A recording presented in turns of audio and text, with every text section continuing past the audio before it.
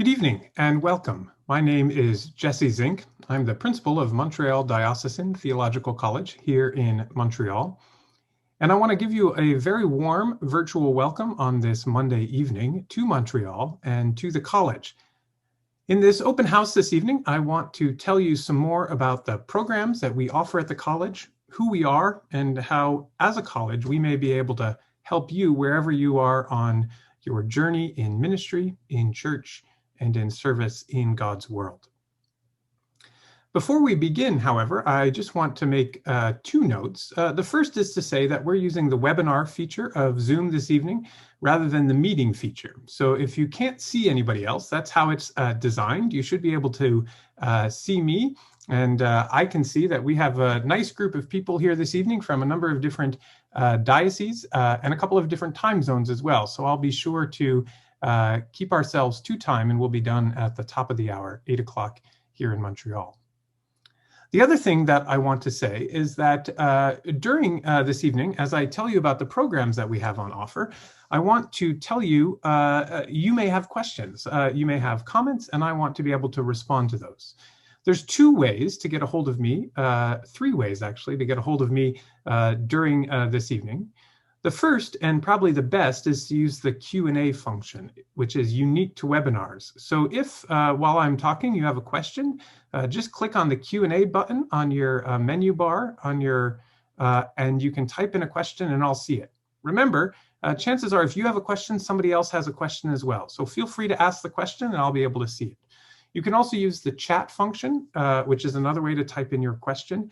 And the third way is if you want to raise your hand, I can call on you.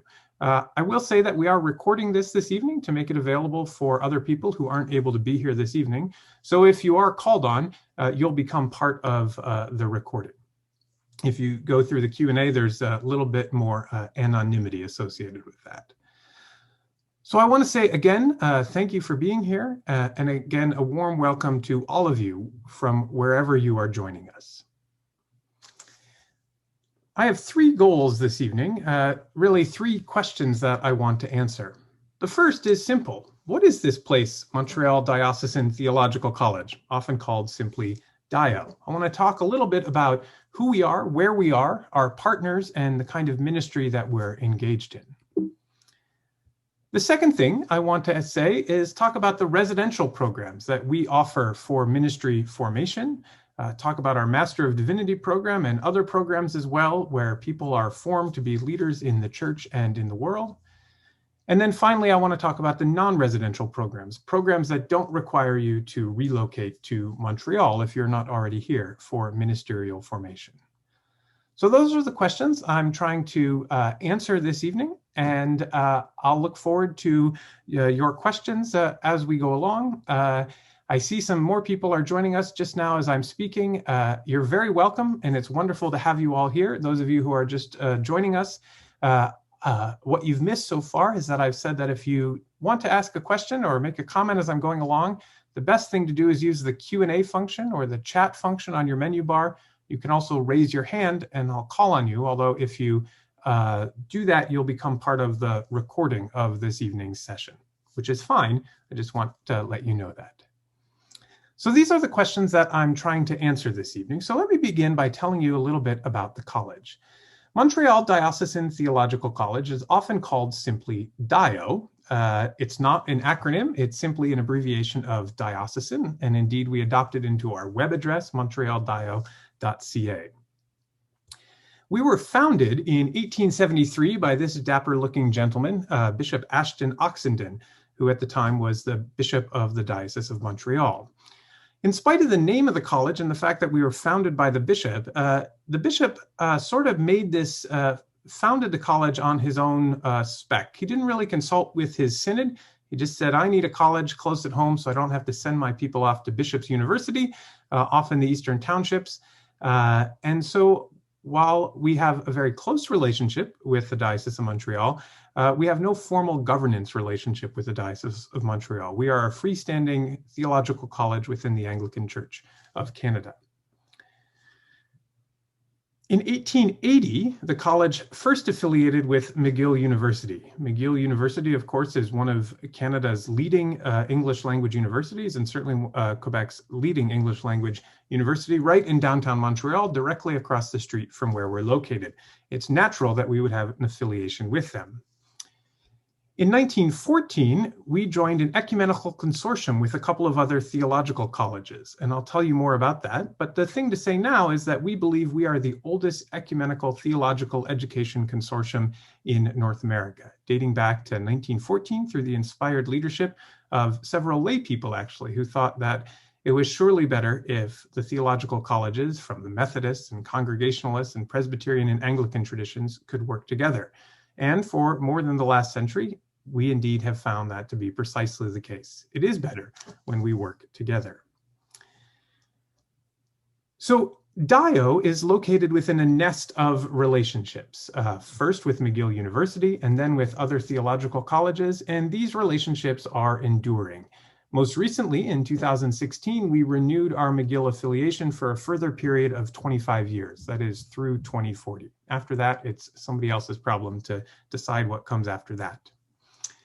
In the late 19th century, we moved into this building on University Street in downtown Montreal. You can see there on the left what was the principal's house, and on the right what is the chapel, and then stretching towards the back was the main body of the college.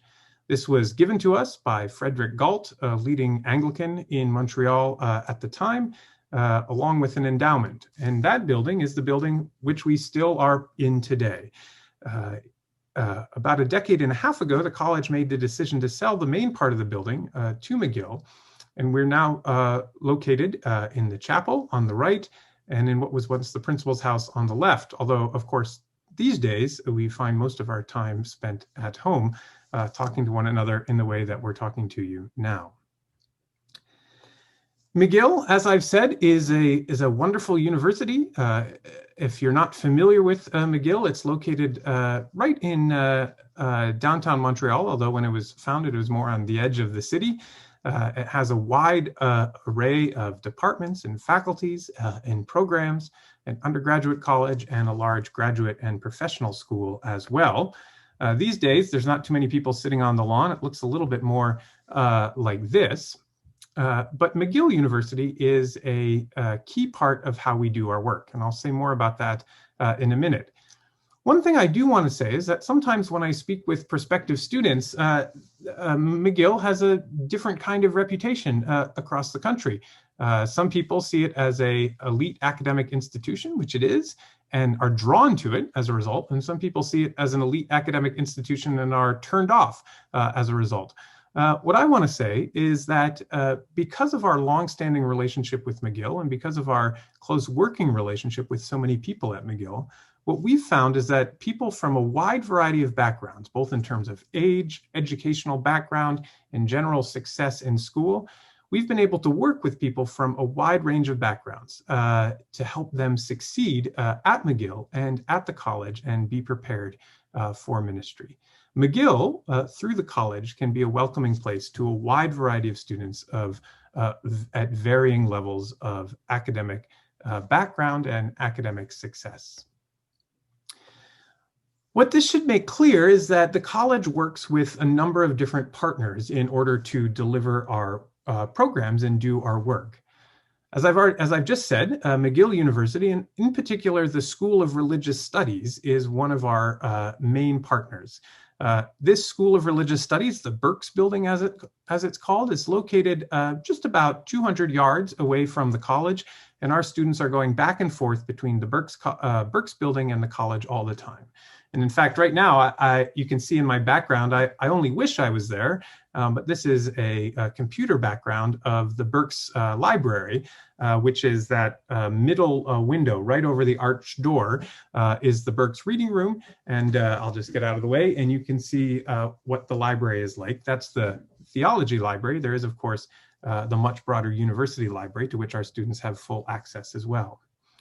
And then our other main partners are our partners in our educational consortium dating to 1914. On the left, the Presbyterian College, located immediately next door to Dio, and on the right, you can see the United Theological College, located just up the street. Together, the three of us, Presbyterian College, the United Theological College, and Dio, make up what's now known as the Montreal School of Theology, or MST. And MST is important for how we deliver our programs because our students learn together, they take many of their classes together, and we're all delivering similar degree programs. What this means is that Dio is a relatively small college that can punch above its weight, so to speak, because of its partnerships. We have a relatively small staff and faculty, but through our partnerships, we're able to access so many more resources. So our students are fully enrolled McGill students who have access to all the McGill faculty in the School of Religious Studies, and our students are part of the Montreal School of Theology, which means they can draw on the faculty and other resources of our partner colleges, PC and UTC. So it is through ecumenical and inter-institutional partnerships that we are able to deliver our work. And what is our work here at Dio? Well, as a theological college, we are interested in helping people discern the gifts that God has given them, and then use those gifts, develop those gifts in service to the church and in service to the world. That, I would say, is the kind of thing that we want to do, and it's the kind of thing that we've been able to do for almost 150 years. So that's something about who we are as a college. And I'm going to pause right now just to see if there's any questions. And I do see one question coming in through the Q&A function. Just a reminder that if you have questions, you can type them into the Q&A box, you can type them into the chat screen, or you can raise your hand as well. And the question coming in is a question, does the college have a residence for students to live in? And the short answer is no, and the slightly longer answer is sort of. So no, as I said, about a decade and a half ago, the college sold the main part of its building, which means it no longer operates a residence. However, there are three places that we direct our students towards. First, students who are McGill students are eligible for McGill housing. There's a wide range of that, including the college, which we have sold to McGill. So it's still possible to live in the college. It just needs to be arranged through McGill, which is possible. The second is Presbyterian College is right next door to Dio, as I said, and Presbyterian College maintains a residence with a strong number of international students. And several of our students have chosen to live in Presbyterian College. But the vast majority of our students live elsewhere in Montreal. For those of you who are not from Montreal or in Montreal, Montreal is a very student-friendly city. It's a city that has a huge number of universities and cégeps, and so housing is relatively cheap. It's of good quality, and public transportation is excellent. So we have students who live in a variety of neighborhoods around the city. And if you want to talk more about that, we're happy to connect you to students who can help you think about where to settle in the city. So thanks for that question, and a reminder that you can use the Q&A or the chat function, and I'll be able to see those questions and answer them. That's a little bit about who Dio is, where we come from, who we work with, and the kind of things that we're trying to do. I want to turn now to the second question that I had, which is about the residential programs that we offer for ministry. The main program residentially that we offer is the Master of Divinity, or MDiv. This is sort of like the bread and butter degree that prepares Protestants clergy for ministry. I have an MDiv. Many other clergy have MDiv as well. Our Master of Divinity is accredited by the Association of Theological Schools. The Association of Theological Schools is the accrediting body for theological education in North America and Canada. Our first visit was in 1962. Our most recent visit was in 2019, so just about a little more than a year ago. And I'm very pleased to say that after our 2019 visit, we were reaccredited for a further period of 10 years, which is the maximum that you can be accredited for. The Master of Divinity is a post-bachelor's degree. So we expect students in the Master of Divinity to have a bachelor's degree, although I'll talk about some exceptions in just a minute. And it's taught in collaboration with McGill and the School of Religious Studies and with our partners in the Montreal School of Theology. The Master of Divinity is a 3-year program if you do it full-time, 90 credits, 3 years full-time. And the first 2 years of coursework are done at McGill's School of Religious Studies in the Bachelor of Theology program. So although it's a post-bachelor's degree, it's a first degree in theology. And the Bachelor of Theology program is a program that's designed to serve people as a second undergraduate degree, but a first degree in theology. And in these first 2 years, students do the kind of courses in the Christian tradition that you might expect would be central and foundational. So New Testament, Old Testament, church history, theology, ethics, biblical languages, Greek and Hebrew. It's possible to take those. Not everyone does, and it's not a requirement for graduation, but if your bishop or diocese requires it, you can take them, and we certainly strongly encourage students to take those if they feel called. Courses in philosophy of religion, a non-Christian religion, to be able to think about how other religions work, so help become more clear on the logic of Christianity as well, and Christianity in global perspective as well. What this means is that students enrolled in this part of the program are enrolled with students from the other colleges, from Presbyterian College and the United Theological College, and they're also enrolled with students in other McGill programs. The faculty are McGill faculty, they're MST faculty, so I teach, for instance, the course Christianity in Global Perspective, and what I love about teaching that course is that I have students from my own college, Dio, I have students from other colleges, and I have students from elsewhere in the university, undergraduates, students doing BAs in religious studies who are interested in this, and it creates a great classroom dynamic of people from a variety of different backgrounds studying this material for different reasons, but who are able to gather around a similar set of texts and assignments and think about what it is they have to learn from this material. And in this first 2 years of the program, students in the MDiv do a ministry seminar. So, and that's at the college. So students are academically primarily focused over at the McGill School of Religious Studies, but at the college, we make sure that they come to a seminar on Friday mornings where we're able to talk about some of the questions of vocation and formation that help people begin to integrate why they first came to seminary with all the learning that they're doing and think about where they're called in ministry in the church.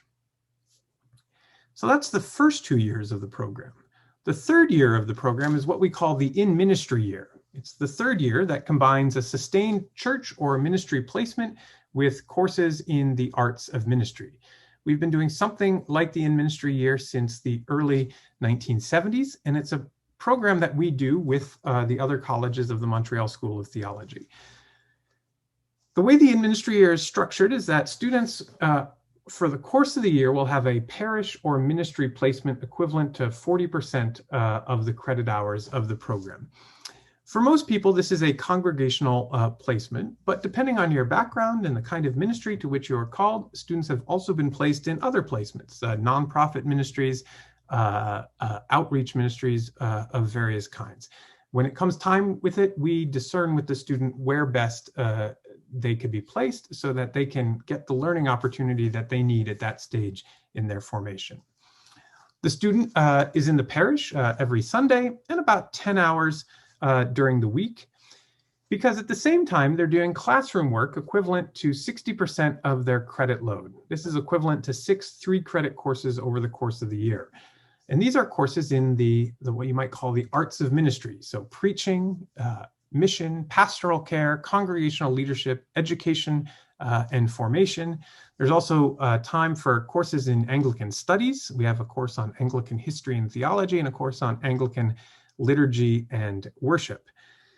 And the idea is that between between the ministry placement and the classroom work, students have an opportunity to learn, but also to use that learning and put it into practice in their ministry placement.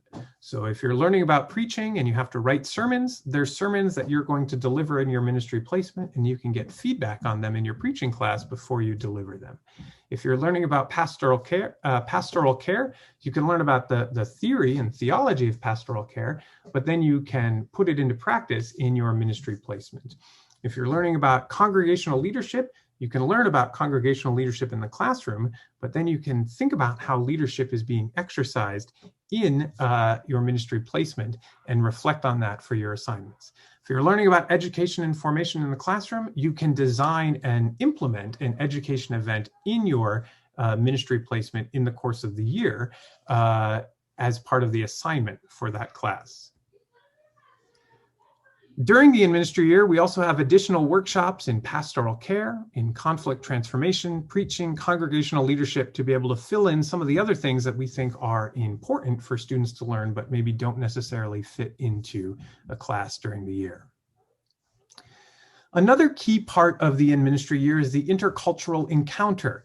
During the intercultural encounter, which is required for graduation, we are asking the question, what does the Christian gospel look like in a different cultural context?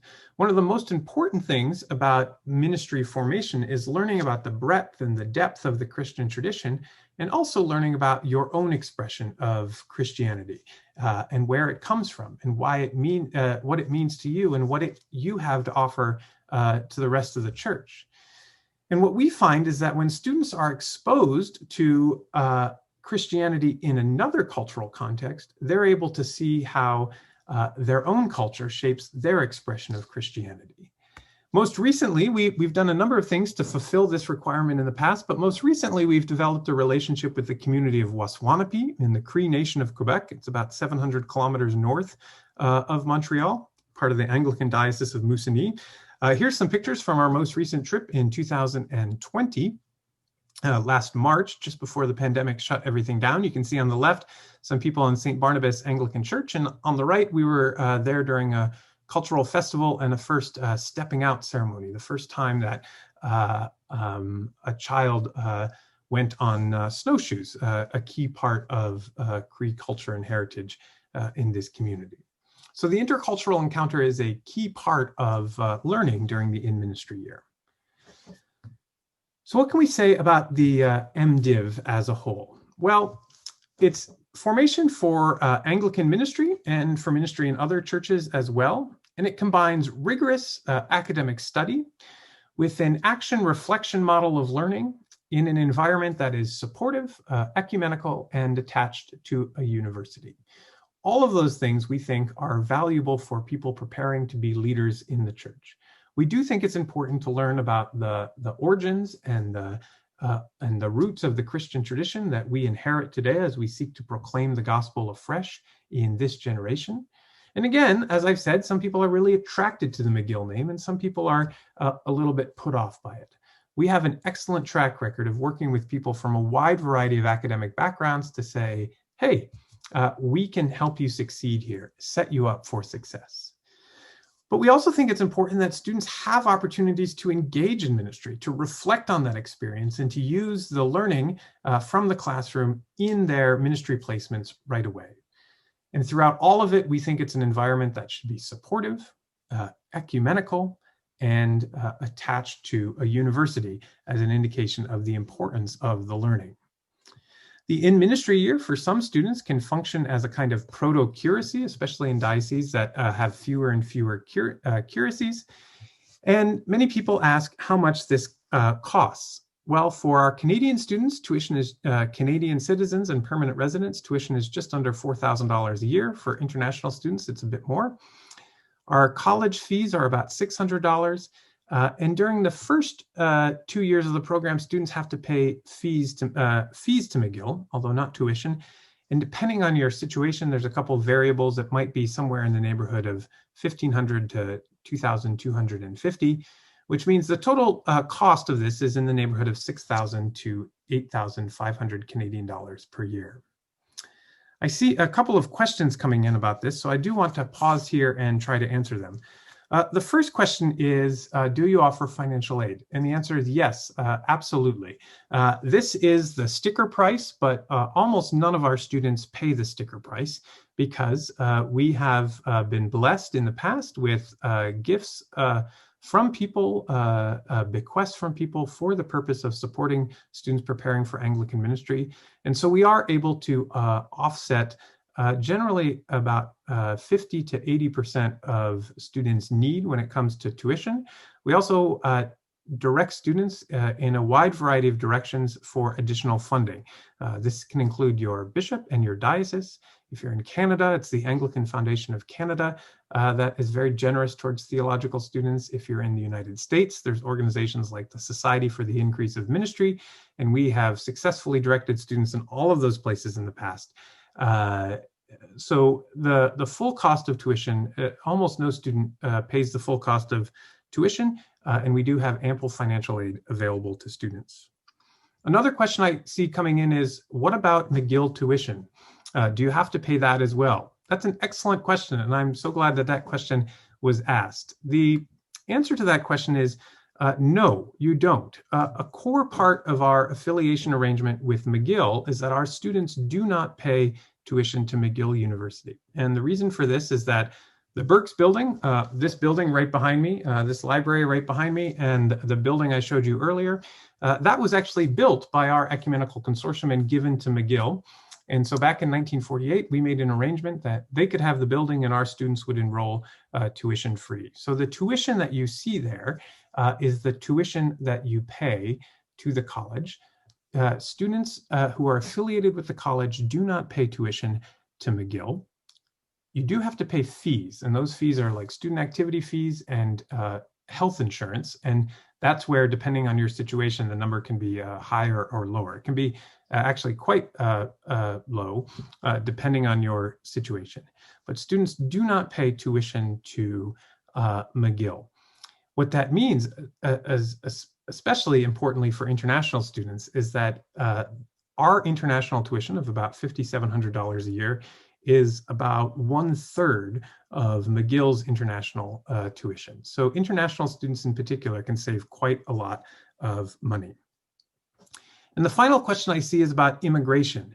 Can we sponsor students for study permits? The college itself does not sponsor students for study permits, but as part of our affiliation with McGill, students can be sponsored for study permits who are not already Canadian citizens or permanent residents, and we can help you with that process, as can the Office of International Students at McGill University. One of the great things for us is that students, our students are fully McGill students, and that means you have a huge array of student support available to you through McGill, which can be really valuable to draw on depending on your position. And if you want to move forward with us in application, we can point you in the right direction at McGill for information. Thank you for those questions. Please keep them coming, again, through the Q&A function, the chat function, or by raising your hand. Let me just say something before I'll move on from the MDiv shortly, but there's a couple of variations I want to draw your attention to. The first is the Accelerated Master of Divinity. For students who do not have a previous undergraduate degree and are called to ministry at a young age, the Accelerated MDiv is for you. In 4 to 5 years of study, you can complete the Bachelor of Theology program at McGill and then also move on to the Master of Divinity. What this means is, instead of doing a 2-year BTH, you have to do a couple additional years depending on your previous education, and then you do the in-ministry year, and that's called a Accelerated Master of Divinity for young people who are called to ministry at a young age. We also have applicants who are called to ministry later in life, perhaps after a career or in the middle of a career, but they may not have a previous undergraduate degree. They may just never have received one earlier in life. Well, the MDiv as a first degree is for you. In 3 years of study, you can complete a Master of Divinity as a first degree. What that means is you do courses in the Bachelor of Theology program like other students and do the in-ministry year, and that can lead to an MDiv as a first degree. Both of these degrees are fully accredited by the Association of Theological Schools, and they feature all the same benefits of the MDiv that I've just spoken about. It's just that the entry point is slightly different because we're talking about students without previous undergraduate degrees.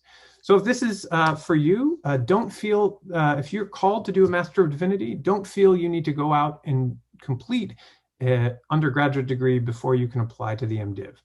We can take you as you are and where you are. And if you're interested in that, happy to have more conversation about your particular situation outside of this open house. All of our residential students are part and parcel of our residential life in the college. A big part of that life is St. Luke's Chapel. St. Luke's Chapel, I showed you the outside. Here's a picture on the left in the inside. Have to say these days we're not actually in St. Luke's Chapel very much, although we're very much looking forward to when we can return. In a normal non-pandemic time, we have 10 chapel services a week. We pray morning prayer and evening prayer, Monday to Thursday. We have a Eucharist on Wednesday at lunchtime, a community Eucharist, and then we have Eucharist on Friday morning as well to round out the week. Our students are involved in preaching and worship leadership from the beginning of a degree, and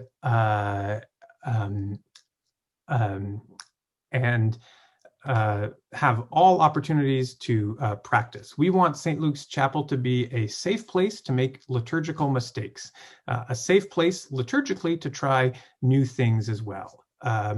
We want it to be a place where students can grow in their confidence and in their ability to preach, lead worship, serve on an altar, whatever it is. We want you to be totally comfortable there.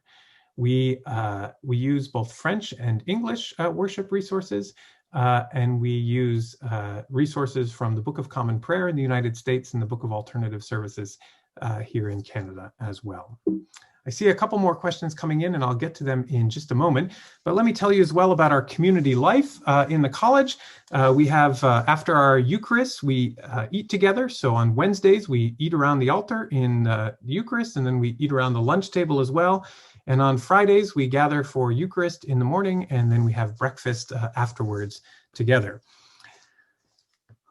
One of the great things about our setup is that we work so closely with other partners, but our partners are very close by, which means that we have in the college student work and social areas. We have a small library as well, and that complements the space that's available to them at McGill and at the other colleges like Presbyterian College or UTC. So we often find that our students might spend part of the day working at the college and then part of the day going to class or working at McGill. We may find that they bring back study partners from other colleges and they meet together in the college to work together, or they go off to another college to spend some time as well. We want to support you in all that we do. We have a college chaplain who's a key part in providing pastoral support and helping students discern their vocations. And so that's an important part of our work as well. And then another important part is our opening year retreat. In September, we gather at the Camac Music Center on Lac MacDonald and the Laurentians, an opportunity to form community for the year ahead and focus on a particular theme. In recent years, we've had a number of really interesting themes. We've talked about liturgy and our witness to the world, the connection between the two over the course of a weekend.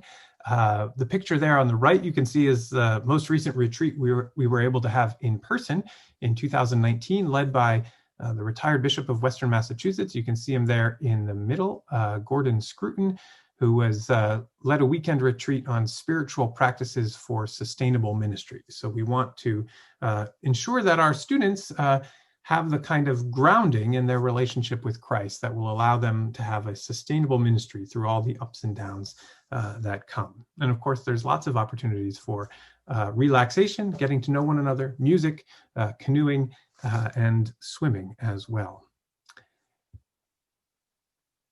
Before I move on from residential programs, let me just highlight a couple of other programs that we have that may be of interest to you. We have a diploma in ministry. So if you have previous theological study, if you have a previous degree in theology, but maybe you did that degree and you weren't thinking of ordination, but now you want to be ordained and your bishop has said, well, go off and get some education.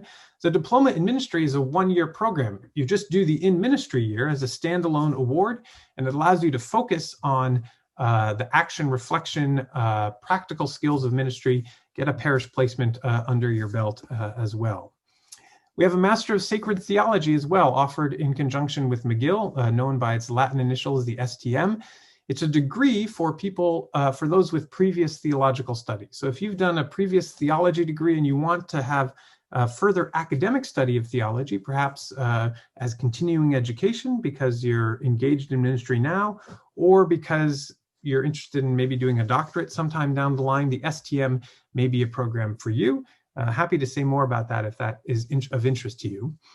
And then the Bachelor of Theology can be a terminal degree. You don't have to use the Bachelor of Theology on your way to an MDiv. You can use the Bachelor of Theology just because you're interested in theology and you have no connection, you have no sense of calling to ordained ministry. You don't want to do the full MDiv, but you do want to learn more about the Christian tradition. The Bachelor of Theology is a great place to do that. I see a couple of really important questions coming in, so let me pause here. There's a question about the reading and tutorial program and its connection to the MDiv. I'm going to hold that question because I'm going to come up and talk to about the reading and tutorial program shortly. I see another question about French. If you're an international applicant, do you need to learn French to be accepted at McGill? A great question, and the answer is no. McGill is an English language university. The language of instruction at McGill is English, and you should tell from this open house that the language at the college is English as well. One of the great things about Montreal, however, is that it is such an international, multicultural city as well. The kind of, well, I hesitate to say this because it can often be have political implications, but the most commonly spoken language in Montreal is French, but it's very possible to get by only in English in Montreal, and particularly in and around what's sometimes called the McGill bubble or the McGill Anglophone bubble. Right now at the college, we have students from Canada, both the Diocese of Montreal and other dioceses. We have students from the United States, from a variety of dioceses in the United States, and we've had students from other countries as well. Some of whom speak French as a first language, some of whom speak English as a first language, and some of whom speak neither as a first language. Our main language in the college, as I say, is English, because that's the main language at McGill as well. But the short answer is no, you do not need to learn French to be accepted at McGill. McGill is an English language university in Quebec. Great questions. Please keep them coming, and I'll try to answer them as I go along. So I've talked about residential theological education at the college. I've talked about our community life. I've talked about the way our programs are structured. But it's true that not everybody is able to relocate themselves to Montreal. People have different needs in life and different concerns. So you may not be able to relocate to Montreal, but we want to be able to serve you and help you in your calling to ministry. So we have two ways of doing this. The first is a certificate in theology, and this comes through something called the reading and tutorial program, which I'll explain in a minute. Can also come through online courses, which I'll talk about in a minute, or some combination of the two. And to get a certificate in theology, you basically need to complete 12 units, i.e. 12 online courses or 12 reading and tutorial units. And the certificate in theology is focused on the academic requirements for ordination. So the kind of courses that you would expect, and I'll talk about those again in a minute. We also offer what's called the licentiate in theology. Sometimes students from non-Canadian countries, the language of licentiate doesn't make so much sense, but it makes sense in the Anglican Church of Canada. A licentiate in theology at the college is the completion of the 12 units of the certificate, and then on the basis of that, entering the in-ministry year, which I spoke about earlier. And what this means is that the licentiate in theology includes the academic requirements for ordination plus practical ministry formation in the in-ministry year. It also means it takes longer. One of the things I did not say when I talked about the in-ministry year is that the in-ministry year, much of it is moving towards being offered online. We have students right now who are doing the in-ministry year in New Brunswick, in Alberta, in Vermont, and they have ministry placements there, and much of their coursework, well, in this pandemic year, all of their coursework is online, but much of their coursework in a normal year, much of it would be online with some requirement to be physically present in Montreal a few times during the year. So the in-ministry year, to go along with this distance theological education, could be done mostly from a distance with some requirement to be present in Montreal. So I talked about the reading and tutorial program a little bit. The R&T program, as we call it, is based on a reading for orders model of formation. Back in the 19th century and before the rise of theological education colleges like ourselves, the way you became a priest was you apprenticed yourself to another priest, and that priest told you to read a lot of books, and that was that. We've adopted that model a little bit, but the way it works now is that we have 12 units. The college provides the curriculum for each unit, and that curriculum includes an introduction, it includes questions for your own reflection, it includes, crucially, a reading list of books that we expect you to read. And then the college sets up a relationship with a tutor, and then we grade all the work for each unit. In general, we expect you to have 2 or 3 meetings with a tutor per unit, with your tutor per unit. And we expect a maximum of about 150 hours of total work per unit for student between reading, meeting with your tutor, writing papers, and doing some of the other reflection work that we ask you to do. The reading and tutorial program is aimed at people who are called to ministry, but may not have been in school for some time and who don't feel that they are able to relocate from wherever they are right now. What we are trying to do in these units is provide the basics of theological education and spark a love of theological learning. No program can teach you everything that you need to learn before ministry, but if we can build people up so that they learn to love this material and want to learn more, they will continue to do that when they are in ministry. Students have, when you receive a unit, students have up to 6 months to complete the unit. After 6 months, we'll check in and say, hey, how's it going? And if you say, oh, I just need a little bit more time, we'll automatically give you a 6-month extension. And then after a year, if we haven't heard from you, we'll deregister you.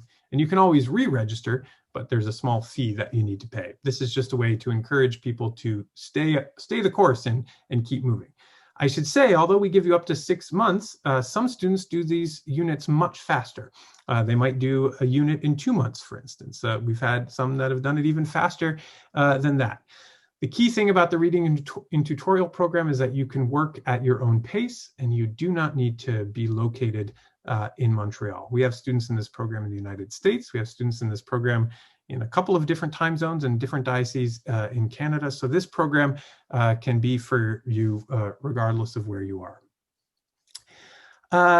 Let me go back at this point to a question that I was asked earlier, which is, can graduates of the reading and tutorial program apply their coursework to the MDiv? This is a good question, and it's a sort of difficult one to answer.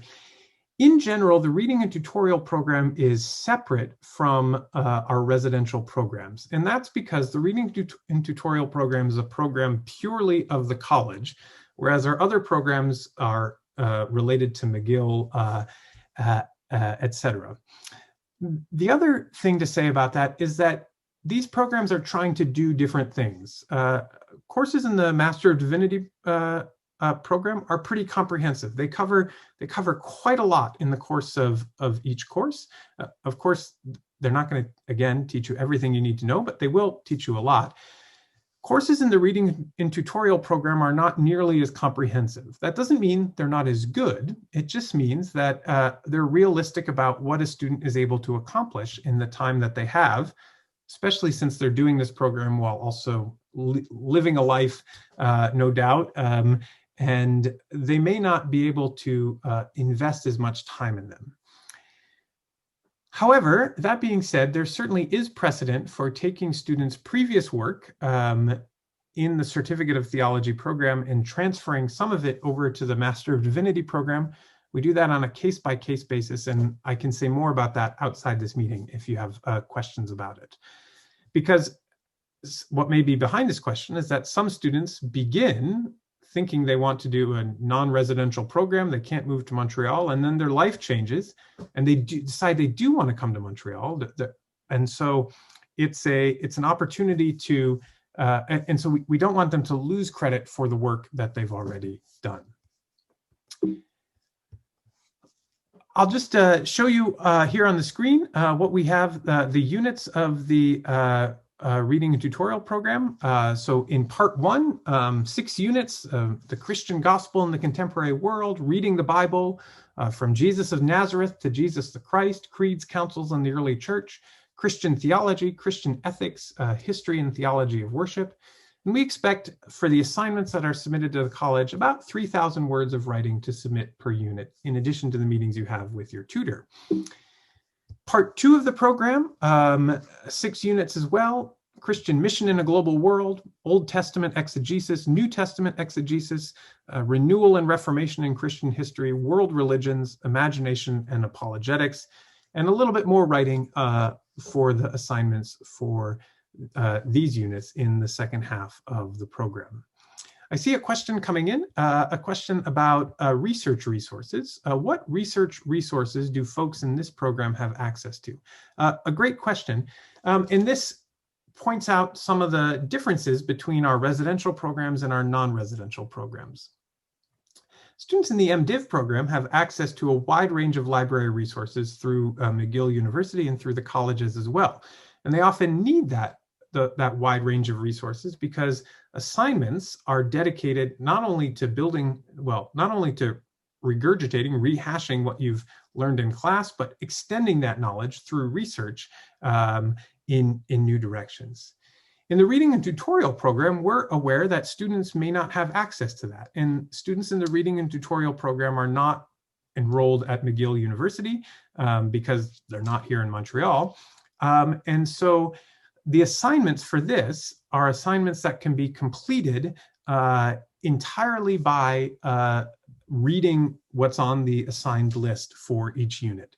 In general, I don't want to make too firm a promise, but each unit has between 2 and 5 books that you need to buy to read. We think they're good books to own and have as part of your library anyway. And the assignments for the reading and tutorial program can be done using those resources exclusively, as well as reflecting on the student's own experience of learning. In addition to the reading and tutorial program, I've talked about how we have online courses as well. We generally offer 3 credit, which is a sort of semester-long course at the master's level, and they're taught by a faculty member in the Montreal School of Theology or by an external instructor. We try to offer one of these courses online per semester, and we offer that so that students in the reading and tutorial program can take that course. It allows them to, mix up their learning style rather than just working through reading and tutorial units. They can mix in an online course and learn with some other people. Often students who are interested in theological education but not sure what program is for them, they find that these online courses are helpful, and other students as well. In the past, some of the courses we've offered have been Christian Theories of Justice, Introduction to the Old Testament, Preaching and Teaching Paul in his Jewish Context. We had Introduction to the Gospels as well recently. This semester, I'm teaching a course called Theology for a Global Church, which just started meeting on Wednesday evenings. And as I say, these courses can be used towards the certificate in theology. And these courses, because of how they're structured, are easier to transfer into the Master of Divinity program than the reading and tutorial courses, to go back to that earlier question. I see, just before I get to this screen, I see another question coming in, which is, does my bishop accept this program? I think that this means the reading and tutorial program.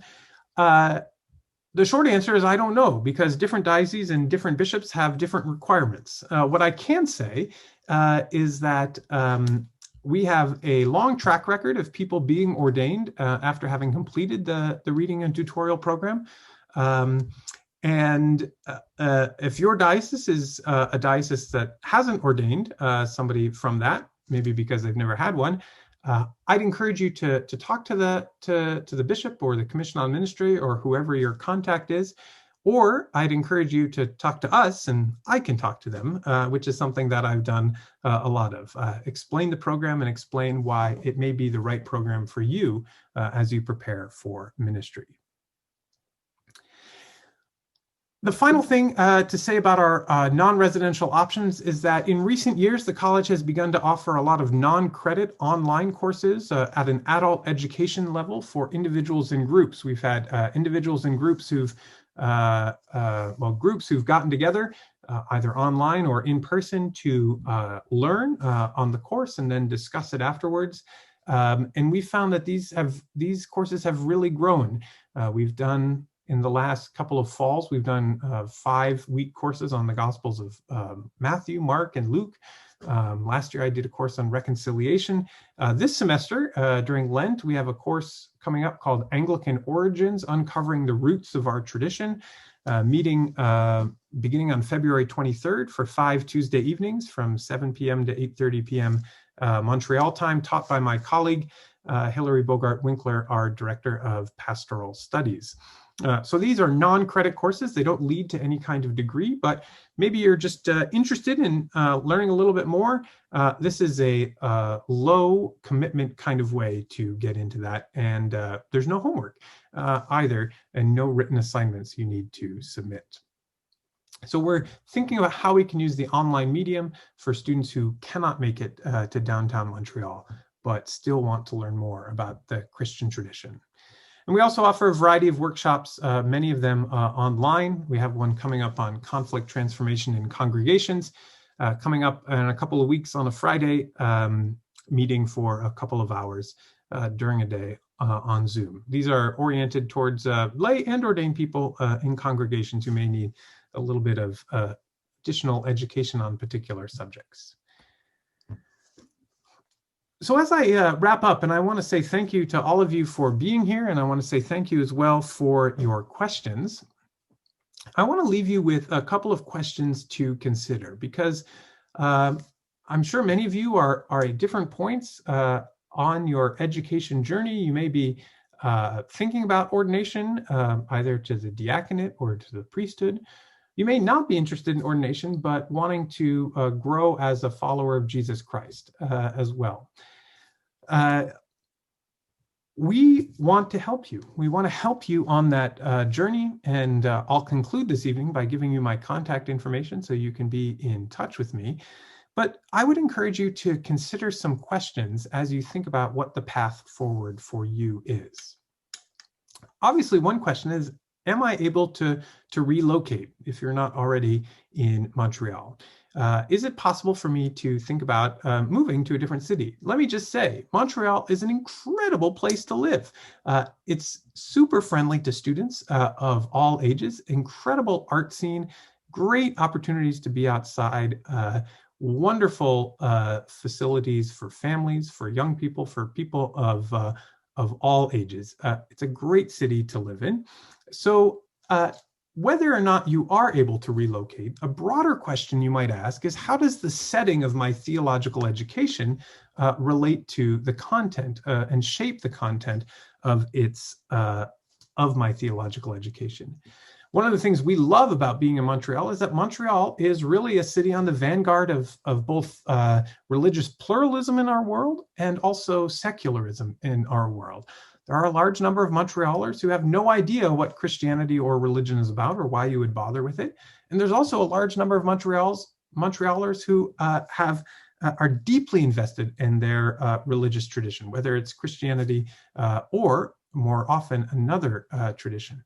We think that this is the direction the world is headed. And so to be here and to have ministry placements here and to think about what Christian mission and ministry looks like is going to shape the content of your theological education.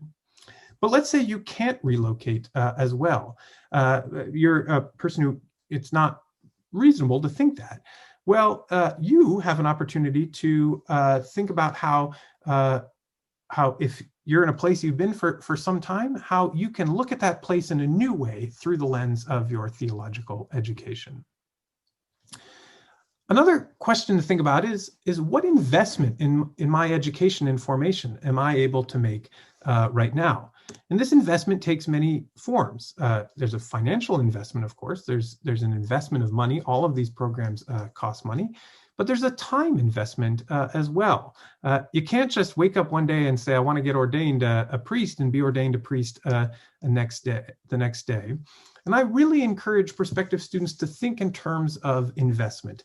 Think about the future ministry you have in front of you. It might be 5 years or 10 years or 30 years, however long your ministry is going to be. If you want that to be a fruitful and rewarding ministry, let me say that it makes sense to invest the time in the formation now. It will pay off in so many ways in the long run. Frequently, I talk to prospective students who say, well, I'm kind of interested in the shortest program that will satisfy requirements for ordination. And I say, well, let's think about this in a different way. Let's think about this time of education and formation as an investment in what you will be able to do in the future. And the more you invest in it now, the greater the payoff in the fruitfulness of your ministry down the line. Another question to ask is, to whom will I be accountable during my formation for ministry? Sometimes accountability isn't the most popular word, but what I mean is, who will I be in relationship with? Who will support me during this time of formation for ministry? Well, if you're in an Anglican ordination process, naturally you'll be accountable to a bishop and a diocesan committee, probably. But it can be really helpful to be part of a community of people who are at a similar point in discernment and formation. That's the great strength of residential theological education, is that it draws students from a variety of backgrounds who form relationships around this common bond of calling to ministry, and who are able to support one another and hold one another accountable during that time of formation, to create networks of support that are independent of bishops or other authority figures. But if you're not able to relocate to Montreal, it's still important to find this community of accountability. At the college, for our distant students, it's harder for us to be part of that community of accountability because we don't always see students. There's some students we never see. We're much able to work on relationships of accountability with our residential students. We encourage our distant students to form those own relationships, but we're not able to be involved in them in the same fashion simply because of the nature of study. And finally, the question is, what is the mix of academic formation, ministry placements, and formation that I need during my preparation for ordination? Some people come to us and they've done lots of academic study in the past, including of theology, and they need a program that will introduce them to the reality of ministry and the arts of ministry. It's a great person for the great candidate for the diploma in ministry. Some students come to us and they've done an undergraduate degree in anthropology or psychology or business, and they're committed to the church, but they need a broad-based introduction. A great candidate for the Master of Divinity program, which is designed with those sorts of students in mind. Some students come to us and they've had a lifetime of experience in the church. They've been a lay reader. They've been involved in so many different forms of leadership in the church. But now they're called, they want to learn more. Maybe they want to be ordained. Maybe they just want to deepen their understanding of the Christian tradition. The MDiv is a great program for them. So is maybe the reading and tutorial program, the certificate in theology. All of our prospective students come with a different mix of backgrounds. And so our conversation during admissions is to talk about how the gifts and experience people have connects with the programs we offer to help form them for the ministry that they're being called to. I'll just check in with the questions one more time. And it looks like I've answered most of them. Although if I haven't answered your question, it's a great time to come online and type it in. Thank you for your questions, and thank you all for being here as part of this online open house this evening. If anything I've said in this has been of interest to you, or you want to learn more about our programs, the next step I'd say is really just to be in touch with one of us outside of this meeting. I've put my phone number up there, but I have to say I'm not actually in my office so much these days because of the pandemic. The best way to get a hold of me right now is via email, just my first and last name at montrealdio.ca. I've also put up the contact details of my colleague Beth Reed, who's our college administrator, who's very involved in the admissions process as well. You can write to me or to her, and we can try to answer your questions. If you are interested in coming here, often the next best thing is just to find a time to have a phone call or a Zoom chat or whatever, so that I can hear more about you and your calling to ministry. And I'd encourage you to check out our website as well. MontrealDio.ca, more information about all of our programs, more information about tuition, financial aid, etc. It's all there, MontrealDio.ca. I see one final question. How should I be addressed in an email? Let me just say that I was educated and did my doctorate in England, where it seemed like a lot of people were on a first name basis with one another. And so my very strong preference is that I be addressed by the name I was given at my baptism, which is the name of the father of David, which is Jesse. Yes, there are other titles, but don't worry about them. So please just call me Jesse. And I often refer to my students by their first name as well, unless they tell me they prefer otherwise. So my name is Jesse. I've enjoyed this open house with all of you this evening. Thank you for your questions. Thank you for being here. And please, please, please, if there's anything in here that strikes a chord with you or you want to talk further, I'm happy to have a conversation. Let's find a time to do that. Be in touch, email, website, and we can continue this conversation one-on-one outside this open house. But I do want to end. It's the top of the hour here in Montreal, and I'll send you on your way with our prayers and for you and your continued discernment as you respond to God's call to ministry and to leadership in the church and in the world. Thank you so much. Have a great evening, and don't hesitate to be in touch.